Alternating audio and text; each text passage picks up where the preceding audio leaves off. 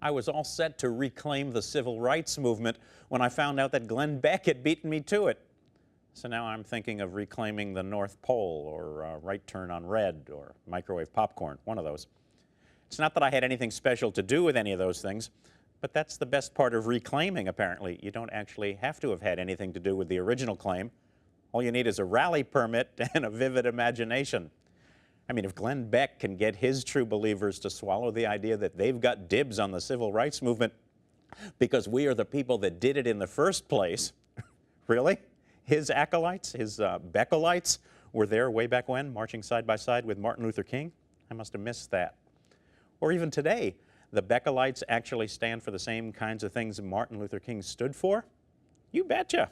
Especially that line about judging people by the content of their character instead of the color of their skin. The Beckalites are absolutely crazy about that one. They go on and on about it. It's as if Martin Luther King never said anything else in his entire life. And their rough translation of that single sentence is, enough with this affirmative action stuff, no more special privileges for black folks. That's their Martin Luther King. Meanwhile, the Beckalites can't understand why the mainstream media feel compelled to point out that the crowd at their rally last weekend, however large it might have been, was overwhelmingly white. What's that got to do with anything, they wonder? Well, let's see. You throw a rally at the Lincoln Memorial, that's Abraham Lincoln who freed the slaves.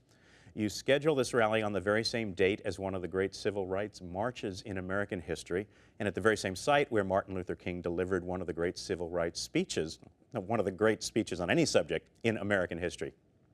You say that you are reclaiming the civil rights movement and that you and your followers are Martin Luther King's true heirs.